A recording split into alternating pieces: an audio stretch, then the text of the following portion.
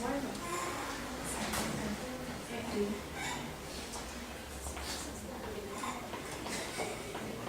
Yo vine, pero que a mí me dijo que me iba a tener, realmente es fundamental.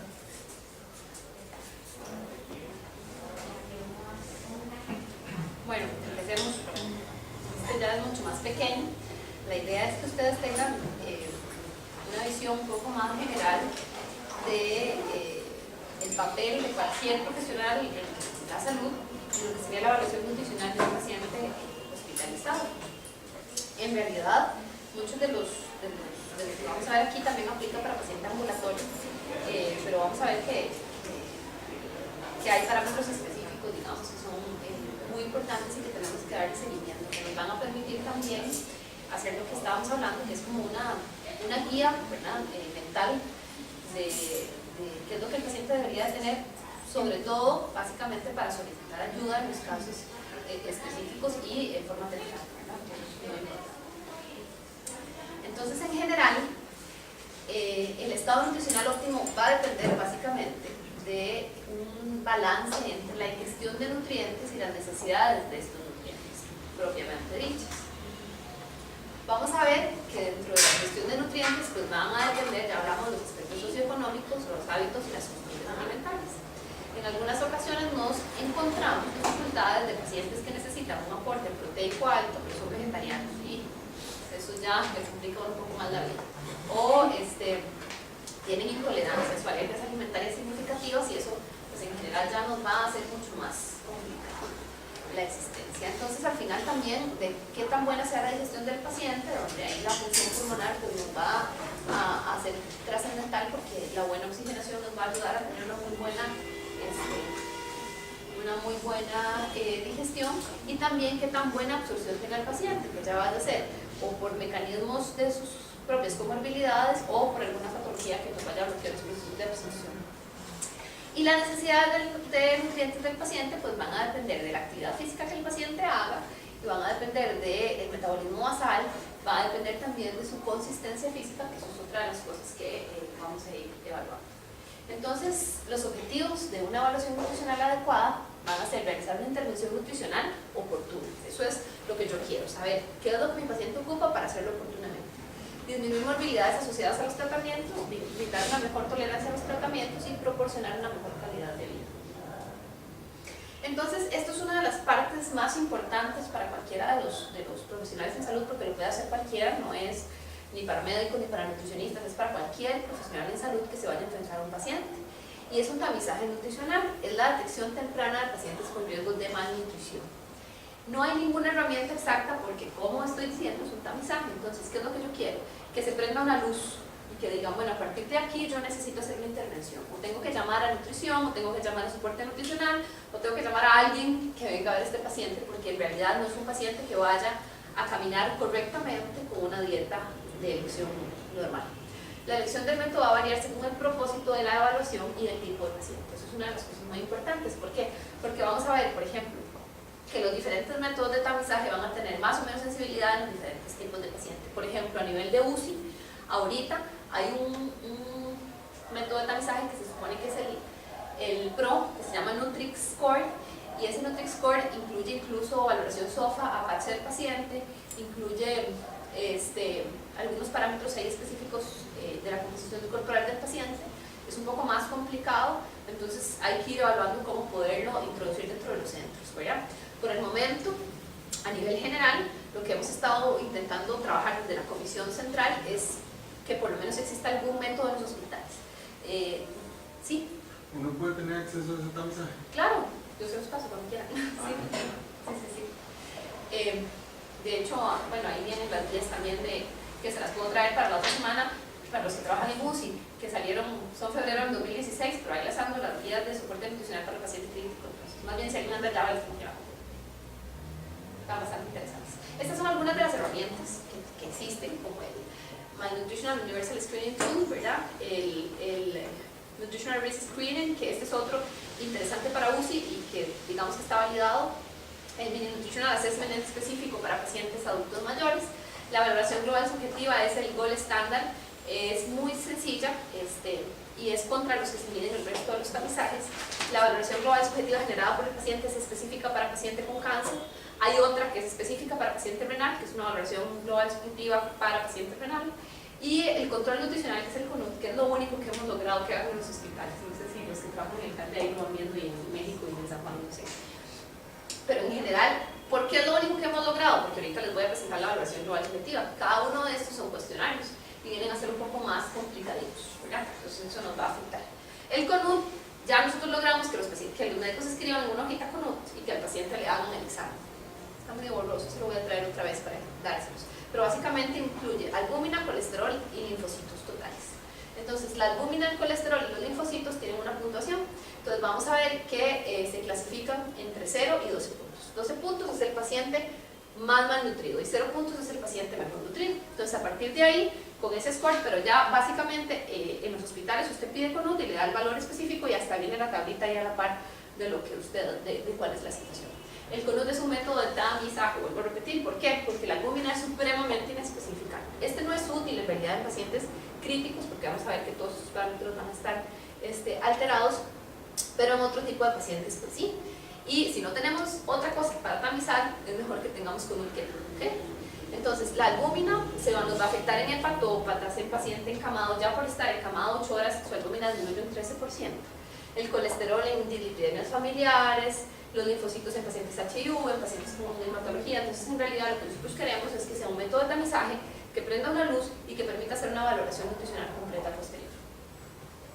Entonces, esta valoración global subjetiva fue propuesta en 1984 por este autor Desky y básicamente va a evaluar pérdida de peso, ingesta, síntomas gastrointestinales, capacidad funcional, estrés metabólico, pérdida de grasa subcutánea, edema y ascitis. Ya les voy a presentar el cuestionario, pero en general lo puede hacer cualquier profesional en salud y tiene una ventaja que no necesita mayor costo económico. La valoración, digamos, con un entrenamiento de 2 horas, prácticamente todo el mundo queda estandarizado y es muy sencillo de hacer. Por ejemplo, lo que evalúa es cambios en peso corporal. Se le pregunta al paciente si ha tenido pérdida de peso, cambios en la dieta relacionados a lo normal. Entonces ahí se cuantifica si ha tenido una dieta sólida insuficiente, si tiene una dieta líquida total, etcétera, etcétera. Síntomas gastrointestinales persistentes, capacidad funcional y el examen físico lo que se revisa es si ha tenido pérdida de grasa subcutánea, atrofia muscular, edemas en tobillo o a nivel sacro y la clasificación. Solo se va a clasificar en A, B o C. A es un paciente bien nutrido que finalmente puede mantenerse con la dieta que tiene y esta valoración global subjetiva sería en forma quincenal. B es un paciente moderadamente desnutrido y C es un paciente severamente desnutrido. No hay digamos, no cuantifica la malnutrición libre. ¿Okay? Entonces, si yo tengo un paciente moderadamente desnutrido, que al final de cuentas tengo que por su condición no va a tolerar una vía oral, entonces de una vez pienso en que lo ideal sería preferirlo a soporte nutricional. Si contrariamente el paciente tolera, a pesar de eso, entonces pues el paciente se iría a nutrición. Esta funciona en todos los pacientes que no sean de UCI. Igual, esta es general, pero si yo quiero ser muy específica, existen específicas para cada uno de los grupos patológicos y etarios. Entonces, ¿por qué usar valoración global subjetiva? Bueno, hay una serie de estudios que han demostrado prevalencia de nutrición con esto y se ha utilizado como el gol estándar. Por ejemplo, estudios pues, no gigantes, pero con una cantidad adecuada de pacientes, 80 pacientes, 100 pacientes, y se ha demostrado en general que al ingreso la malnutrición es significativa. Otra de las cosas es que va a predecir la malnutrición y además las complicaciones postoperatorias en pacientes que vayan a ser sometidos a este tipo de circunstancias. En pacientes oncológicos, digamos, ya sabemos que vamos a tener una prevalencia de malnutrición entre el 40 y el 80%, lo que coincidió con este tipo de valoración. En general, necesitamos hacer evaluaciones nutricionales completas dependiendo de esto, porque cada uno de los pacientes, como decíamos, va a tener características propias, pero en general aquí no podríamos decir que este paciente no está malnutrido. Bueno, de hecho la obesidad es una malnutrición por definición, pero en general otra de las circunstancias claras de malnutrición que va a empeorar el proceso caquéxico en este tipo de pacientes es que el paciente obeso tiene un estado inflamatorio crónico, ¿verdad? Por toda la situación. Entonces al final nos va a empeorar las respuestas inflamatorias que vaya a presentar. Entonces, ¿qué es lo que yo quiero saber? Bueno, ¿qué es lo que me compone el gasto energético? ¿Cómo yo puedo saber qué es la cantidad que ese paciente necesita? Bueno, necesito saber el gasto energético en reposo basal, que ahora vamos a hablar de eso. Para esto es cuando la calorimetría es el gol estándar y me permite. El problema de la calorimetría, sobre todo en pacientes ventilados, es que la calorimetría lo que va a medir es la cantidad de oxígeno que yo consumo y la cantidad de CO2 que yo excreto. Pero dependiendo de lo que sea, en pacientes entubados se va a ver afectado, en pacientes no es confiable, en pacientes que tengan inotrópicos. Entonces, excepto que yo tenga una calorimetría pegada al ventilador, que ya hay ventiladores muy modernos que dan la calorimetría, digamos, frecuentemente, entonces uno puede ir haciendo eso. Para el paciente crítico específicamente no va a ser tan funcional. En el resto de los pacientes sí uno la puede hacer. Y como les digo, si me consiguen el sensor de oxígeno, voy a traer la mía para la última clase para poder hacer una calorimetría y vamos a ver, digamos, cómo funciona. El paciente se pega, nada más respira. Lo ideal es hacerlo en otras condiciones, pero aquí lo vamos a hacer de mentirillas. Hay un efecto térmico de los alimentos que yo tengo que tomar en cuenta, que puede oscilar entre un 5 a un 12, 13%, y eso que es cuánto gasto yo de calorías haciendo la digestión de lo que me comí, ¿verdad? Eso es básicamente lo que está diciendo. Y el estrés y el gasto energético por actividad física o por estrés metabólico. Entonces no es lo mismo alimentar a un hombre de 70 kilos, 1,70, que pasa sentado todo el día, que alimentar a un deportista de alto rendimiento de 70 kilos, 1,70. Completamente diferente, ¿verdad? Aquí vamos a ver, por ejemplo, cómo se distribuye el metabolismo basal. Básicamente va a ser entre el 60 y el 65% en un paciente con actividad física moderada. Para poder decir que alguien es físico activamente, por lo menos tiene que hacer 4 horas de ejercicio a la semana, ¿verdad? Si hace menos de eso, es sedentario. ¿Ok? Entonces, para tener actividad física moderada, uno debe tener entre 5 y 6 horas a la semana. Entonces, este paciente tiene entre 5 y 6 horas a la semana, de 60 a 65%, tiene una actividad térmica de los alimentos del 10 y 25%. Problema, cuando yo tengo una actividad física reducida, mi metabolismo basal también se reduce, entonces al final es por eso que tanto nos cuesta. Entonces, los requerimientos de energía van a variar por todo este montón de cosas. La edad, entre mayor sea yo, mis requerimientos van a disminuir. Las mujeres tenemos un requerimiento menor que los hombres, por desgracia. El peso, entre más peso yo, más van a ser mis requerimientos. La composición corporal. No es lo mismo que ese hombre de 70 kilos, que mide los 70, tenga 30% de grasa, a que ese hombre de 70 kilos, que mide los 70, tenga 13% de grasa. O sea, se ve completamente diferente, ¿verdad? Entonces uno incluso se puede catalogar como obeso y el otro más bien va a ser muy fit, ¿verdad? Entonces ese tipo de cosas es... ¿Y qué es lo que sucede? Que para poder alimentar este cuadrito de grasa yo ocupo prácticamente la mitad de las calorías que yo ocupo para alimentar el mismo, digamos, metros cuadrados del músculo, ¿verdad? Entonces, en general, la composición corporal va a ser un determinante fundamental en cuanto yo necesito. La estatura, por supuesto, la actividad física que ya hablamos, el efecto térmico de los alimentos, el embarazo, que tampoco es que tenemos que es doble la cosa, ¿verdad? Eso ya yo creo que es superado. En general, en el tercer trimestre deben aumentar 300 calorías y eso es todo. En la lactancia, 500 calorías, no más de eso, ¿verdad? El crecimiento, que sí es muy importante. Las pérdidas que los pacientes vayan a tener por orina, heces o heridas, por ejemplo, los pacientes que tienen abdomen abierto, este tipo de cosas, tienen pérdidas muy incrementadas. La temperatura corporal, que es muy significativa porque básicamente se va a incrementar como entre un 10 y un 20% por cada grado de temperatura superior a 37, el requerimiento. La cafeína va a incrementar, la nicotina y el alcohol también, en algunas ocasiones. El hipo o el hipermetabolismo también lo va a hacer, la herencia. Hay gente que ya, el sueño, esto es una de las cosas fundamentales. Se ha demostrado que cerca que las personas que hacen jornadas nocturnas tienen 80% más probabilidades de tener problemas de obesidad. Y eso es muy fácil de explicar por los niveles de cortisol. Todo tiene una explicación. Porque se alteran los niveles de cortisol, entre otras cosas, ¿verdad? Además, con las comidas nocturnas, etcétera, etcétera. Pero en general, sí se ha demostrado, y eso uno lo ve cuando trabaja en los hospitales, ¿verdad? La gente entra a trabajar con cierto peso y ya cuando hace guardias o empiezan con jornadas nocturnas, ya las cosas van variando. La desnutrición o la obesidad va a variar, las patologías, los medicamentos y la ventilación mecánica que va a incrementar. Okay. Luego, entonces, ¿cuánto se incrementa?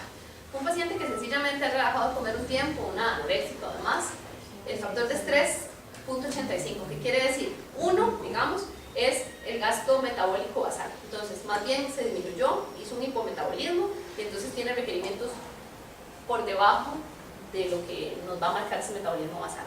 En pacientes con peritonitis puede ser desde 1.05, o sea, de un 5% hasta un 25%. En cáncer puede ser desde un 10 hasta un 45% el incremento. En fiebre, ellos lo ponen como 20% en cada grado, pero a veces básicamente la literatura le va a hablar entre un 10 y un 20%. Uno puede poner un 15% por cada grado de fiebre que vaya subiendo. Sepsis entre 20 y un 40% es de los que más va a producir estrés metabólico. En politrauma un 40%, incluso hasta un 50%. Y vean que en quemadura se puede duplicar el factor de estrés, doblando las necesidades energéticas del paciente en muchas ocasiones. Esto aplica también para síndromes del aire y este tipo de patologías. Entonces, ¿qué es lo que yo tengo que revisar desde la perspectiva nutricional? Hábitos dietéticos, preferencias, intolerancias, alergias. Bioquímica, vamos a ver proteínas, ya vamos a hablar un poco más de eso, hemoglobina, hematocrito, electrolitos, y antropométricos vamos a tener peso, talla, IMC, pliegues cutáneos, circunferencia braquial, que eso también ahorita lo vamos a hablar un poquito más, y clínicamente tener muy clara la historia clínica, los diagnósticos y demás, y el examen físico dirigido hacia carencias. Entonces, las proteínas séricas. ¿Qué pasa con la albúmina y la prealbúmina? Van a ser muy útiles para hablar de lo que está pasando nutricionalmente. Sin embargo, la albúmina tiene una vida media de 20 días aproximadamente. Entonces, la intervención que yo pueda hacer hoy la voy a ver muy tarde. La prealbúmina tiene una vida de 2 días, entonces va a ser mucho más sencillo darle un seguimiento con la prealbúmina, pero se van a ver afectadas por otras situaciones: hepatopatías, inflamación, sepsis, etcétera, etcétera. Entonces, por ejemplo, en paciente crítico no son buenos marcadores del estado nutricional.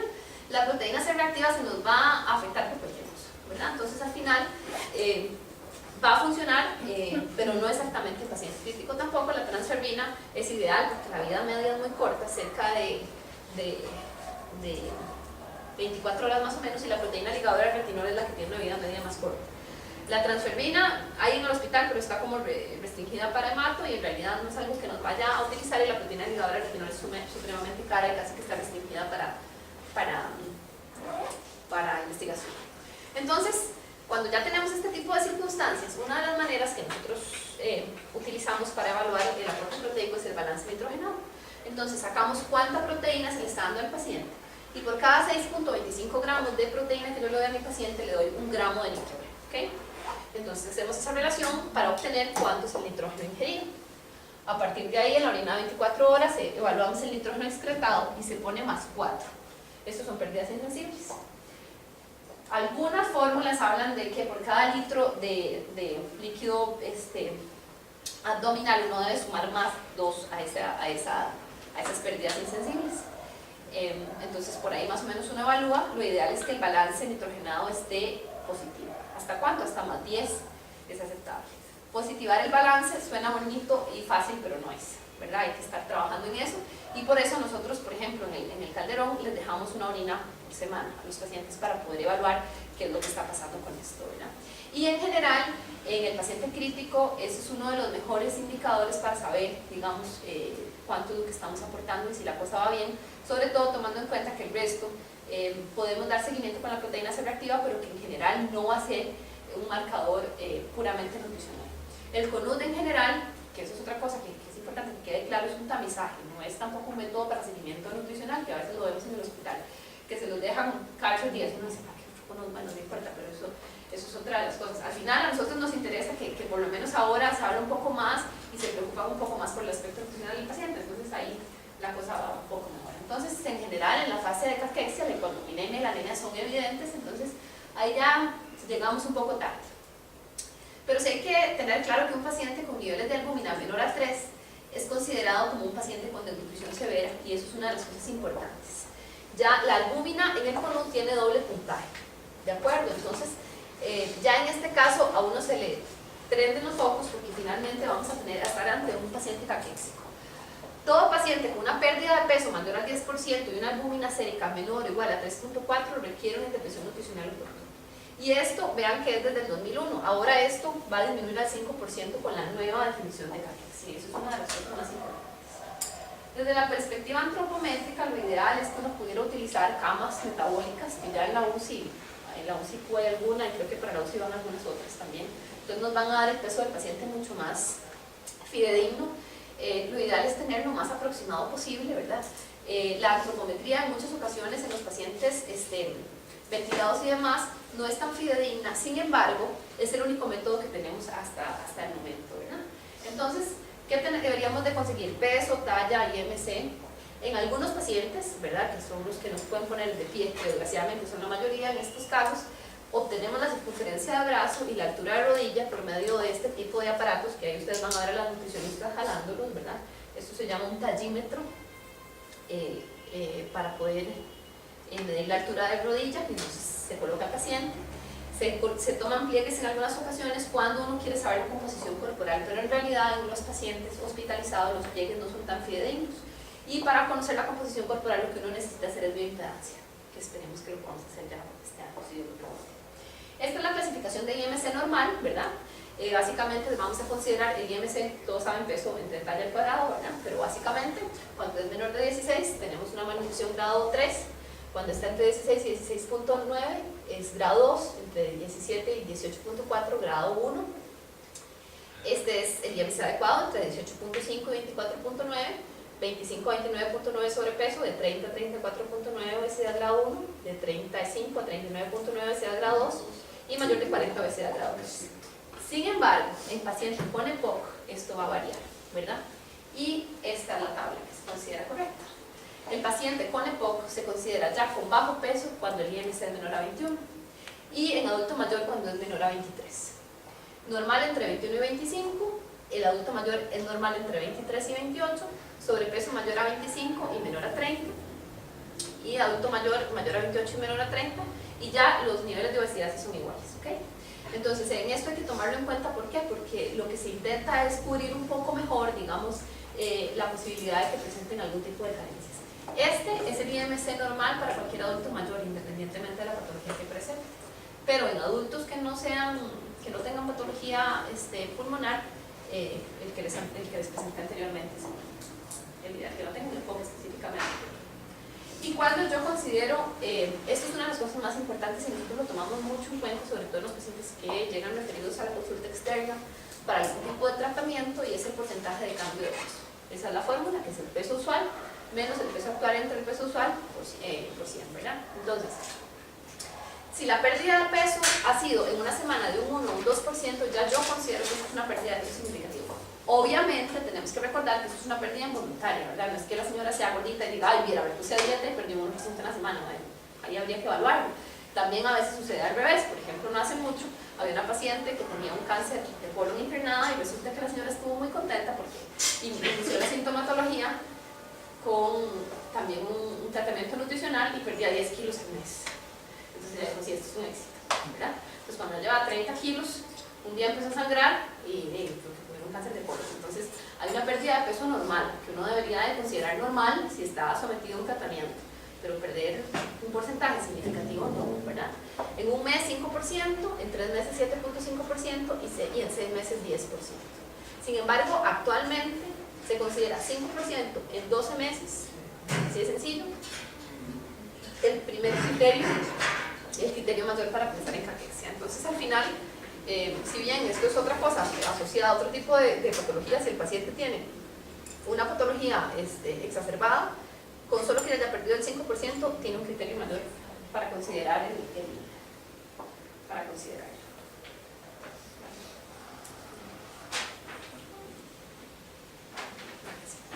Entonces, así se toman los pliegues. Eso es un caliper para medir pliegues, eso también lo podemos ver después. La idea es, hay todas unas tablas según la edad y demás, uno mide el porcentaje de grasa a partir de aquí, de acuerdo a la relación de los diferentes pliegues, y eso le va a decir que su paciente tiene tanto por ciento de grasa corporal, pero como les digo, no es fidedigno. Entonces ustedes van a ver la bioimpedancia, que es todo un sistema, dura usted un minuto haciéndola en realidad, y el aparato que vamos a conseguir se puede hacer para pacientes inflamados, entonces nos permite una gran agilidad en el proceso. Y vamos a hablar de cuánta pérdida específicamente de masa muscular, y no solo eso, el aparato le da a usted, si hay un edema por ejemplo a nivel de miembro inferior derecho, el aparato se lo dice. Entonces ya usted puede pensar hasta en una trombosis en ese caso, o puede pensar en ¿verdad? La cantidad de ascitis. Entonces es un paciente hepatópata que necesitamos ver, el peso seco va a ser tanto porque la cantidad de ascitis es tanta, ¿verdad? Entonces todo ese tipo de cosas nos va a permitir hacer una evaluación un poco más general del paciente. ¿Cómo calcular los requerimientos? ¿Cuánto necesita comer el paciente? Bueno, entonces el gasto energético en reposo, como les digo, lo ideal es la calorimetría indirecta es, digamos, el gol estándar para calcular requerimientos. ¿Por qué? Porque resulta que, volvemos a lo mismo, si yo utilizo fórmulas de predicción, yo voy a decir que un paciente de 70 kilos, de 1,70, que tenga 30 años, todos van a necesitar lo mismo. Y eso no es cierto. ¿Por qué? Porque mi metabolismo es diferente. ¿Okay? ¿Por qué? Porque ya vimos todas las cosas que van a afectar el metabolismo. Entonces, si yo logro hacer calorimetría en mi paciente, que es un procedimiento que dura 5 minutos, 15 minutos lo más, y es pegarse a una ahorita lo van a ver, a una mascarilla, no hay mayor invasión, me va a dar específicamente cuál es el gasto energético basal del paciente. El asunto es que si uno quiere tenerlo muy correcto, necesita algunas condiciones. 1, 5 horas de ayuno, 4 horas sin consumir café, 2 horas sin consumir alcohol y tabaco, 2 horas luego de ejercicio moderado, 14 horas luego de ejercicios de resistencia y por lo menos de 10 a 20 minutos previamente descansando. Esta es una calorimetría pequeñita y nos permite también que sea portátil, entonces usted pone al paciente en esas condiciones, puede verse afectado incluso por la temperatura del lugar. Cuando usted tiene una temperatura del lugar muy baja, pues va a generar más gasto y demás, o cuando es muy elevada, pues va a disminuir su metabolismo, entonces todo ese tipo de cosas se ven afectadas, ¿verdad? Entonces esa es la calorimetría. La calorimetría nos va a dar lo que se llama un cociente respiratorio y básicamente lo que nos va a decir es cuál es el principal combustible que el paciente está quemando. Entonces, por ejemplo, cuando el cociente respiratorio de los carbohidratos es de los más altos, ¿verdad? Básicamente va a ser cercano a 1. Entonces, ¿esto qué quiere decir? Que la producción de CO2 es mucho más alta que la cantidad de oxígeno que yo estoy consumiendo. Y entonces a partir de aquí es que se basan todos esos estudios donde dice que el consumo de carbohidratos elevado y las dietas hipercalóricas en los pacientes pues van a favorecer la retención de CO2. El cociente respiratorio de los lípidos es el más bajo y por eso muchas de las fórmulas preparadas para pacientes neumópatas son altas en lípidos. El cociente de las proteínas es un cociente intermedio. Cuando la dieta es mixta, o sea, un paciente como nosotros, el cociente respiratorio debería estar cerca de 0.85. Y por supuesto que cuando ya estamos induciendo cetosis, por ejemplo, en algunos pacientes ya, ese es otro tema, pero por ejemplo en pacientes que tengan epilepsias refractarias y además de dietas cetogénicas, básicamente va a ser, digamos, el cociente respiratorio que uno esperaría tener en un paciente. Básicamente han hecho muchísimos estudios con respecto a la concordancia de la calorimetría indirecta con las diferentes fórmulas estimativas, que ahora vamos a ver algunas de estas fórmulas. Sin embargo, siempre las fórmulas terminan subestimando o sobreestimando las necesidades del paciente. Entonces, la calorimetría indirecta siempre viene a ser como el gol estándar en las circunstancias. Algunas de las fórmulas que tenemos son Harris y Bennett, esa fue hecha para paciente sano en 1917, por ahí. El problema es que hay que agregarle un factor de estrés y otro tipo de cosas que vienen a ser un poco más objetiva la fórmula y que la mayor parte de las veces vamos a subestimar las necesidades del paciente. La Mifflin St. George es una de las más utilizadas, sobre todo en paciente crítico.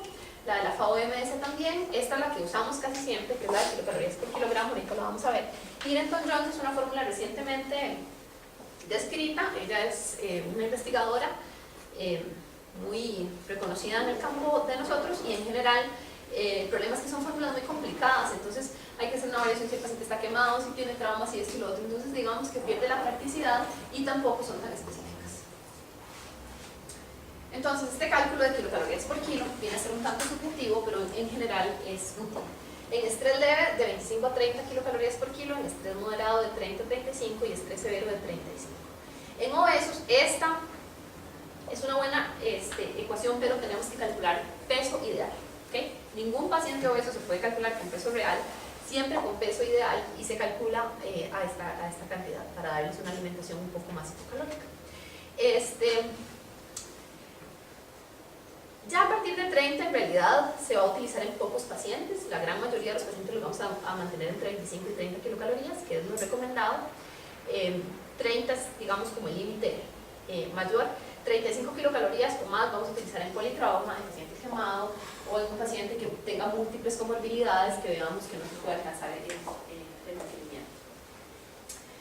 Es importante retomar lo del balance nitrogenado nuevamente porque este nos va a permitir saber si el aporte proteico es el adecuado o debemos de subir.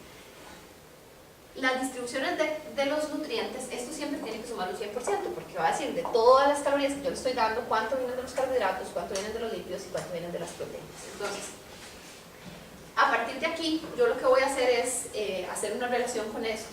Sucede que, por ejemplo, si mi paciente es diabético, es probable que yo vaya a disminuir el aporte de carbohidratos, pero eso me va a dar un costo de aumentar los lípidos y las proteínas, ¿verdad? Si yo disminuyo las proteínas porque el paciente es un nefrópata sin diálisis, entonces tengo que aumentar los lípidos y los carbohidratos porque todo esto me va a dar 100. Entonces es un juego para poder lograr llegar a la cantidad. Finalmente hay, digamos, indicaciones para cada una de las patologías de cómo hacer esta distribución. Con respecto a los requerimientos de líquido hay varias maneras de calcularlo, ahí están algunas, por ejemplo, de acuerdo al peso, ¿verdad? 100 ml en los primeros 10 kilos, 50 ml en los segundos 10 kilos y 20 ml por kilo, esa es otra cosa. De acuerdo a la edad y el peso, pues aquí van a tener, según la edad y el peso, la energía, que es un cc por kilocaloría, que esto básicamente es mucho de lo que aplica a las nutriciones enterales. Ustedes, no sé si los que, digamos, trabajan en el CALDE y nosotros pasamos visita, ustedes ven que nosotros ponemos ahí, por ejemplo, es 0.28, densidad calórica 0.6. ¿Eso qué quiere decir? Que por cada caloría que yo, por cada cc que yo le estoy dando, le voy a dar 0.6 kilocalorías. ¿Por qué? Porque las fórmulas vienen en diferentes presentaciones, porque las fórmulas tienen características diferentes y tengo que modificar eso. En pacientes nefrópatas, o que yo tengo que reducir el volumen, hay fórmulas que tienen 2 kilocalorías por cc, ¿verdad? Entonces, a partir de ahí es cuando nosotros vamos a trabajar esto, pero el requerimiento básico de un paciente normal es este. Según el balance de líquidos, se calcula la excreción urinaria más 500 cc por día, y según la osmolaridad sérica, aquí tiene la fórmula, que es mucho más complicado, digamos, dentro de lo que sea. Entonces, ¿qué es lo que nosotros esperamos en el futuro? Bueno, tener impedancia bioeléctrica, que de eso vamos a hablar en la última sesión, donde voy a traerles un aparato de impedancia para que lo puedan ver y que podamos también analizarlo. Más o menos es algo así. El que voy a traer tiene unos electrodos similares a los del electrocardiograma. Es un aparatito chiquitito, portátil, que probablemente va a ser similar al que tenemos en el hospital. Y nos va a permitir también dar una impresión de una hoja, básicamente para analizar los resultados ahí. Entonces ahí nos va a decir, del compañero que se quiera analizar, cuál es el porcentaje de grasa corporal, cuál es el porcentaje de masa magra, cómo está el agua, y no solo nos va a medir el agua, nos mide el agua intra y extracelular, que es otra de las cosas muy interesantes. Y vamos a ver también algunas cositas del ángulo fase y otras cosas. El DEXA es esto, ¿verdad? Que es básicamente como el análisis que se utiliza para hacer también las densitometrías óseas, ¿verdad? El problema del DEXA es que es muy caro y es muy complicado, entonces en general se utiliza solo, es el gold estándar y se utiliza solo para estudios, ¿verdad? Esperamos tener una calorimetría indirecta. Luego hay otros métodos también interesantes que se están ahora utilizando muchísimo, y de hecho en esas guías de UCI que están ahí vienen recomendados, que hacen ultrasonido del cuádriceps y a partir de ahí se les hace controles y se puede ver si hay una disminución de la masa muscular. La otra es usar TAC, pero en realidad eso, digamos que rentablemente no es muy adecuado. Sin embargo, en pacientes oncológicos uno sí lo puede usar porque casi todos tienen TAC, entonces uno lo usa, digamos, como una evolución ahí más o menos. Y bioquímicos, pues sí, considerar algunas de las proteínas que vamos a contar, digamos la transferrina y la proteína ligadora de retinol, cuando eso pues ya se abarata un poco más. Entonces, en general, recordarles que el objetivo del soporte nutricional no es causar un efecto beneficioso en alguna parte del paciente, o sea, en este caso no va a ser específicamente para pulmón, aunque las dietas sí son órganos específicas en algunos casos, pero la idea es lograr un beneficio considerando al paciente en forma global, y eso es una de las cosas más importantes. La idea de nosotros es ofrecerle al paciente, ahora en realidad el soporte nutricional básicamente es soporte metabólico, y es ofrecerle un aporte de inmunomodulación que permita al paciente pues, tener un estado nutricional óptimo general y lograr una respuesta adecuadísima al tratamiento. Finalmente, recordarles que la felicidad humana generalmente no se logra con grandes golpes de suerte, que puedan ocurrir, porque pueden ocurrir muy pocas veces, esa es la realidad, sino con pequeñas cosas que ocurren todos los días. y eso lo dejo ahí Mami Franklin, ojalá que todos lo vemos. Entonces, ¿tienen más preguntas? Para la próxima clase, si Dios quiere, vamos a ver EPOC y la primera que estaba programada, porque tuvimos que correrlo por lo de la evaluación nutricional y nada más se van a correr en todas las clases. Y si alguien quiere las guías, aquí tengo lo de las llaves y eso. También, sí las amo. Yo tengo una llave color. Vean, a ver.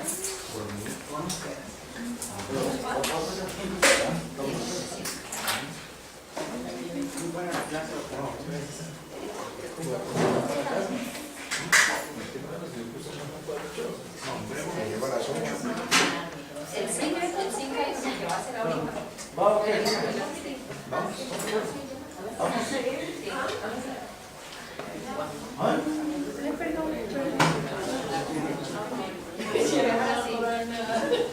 Hay que dejar así.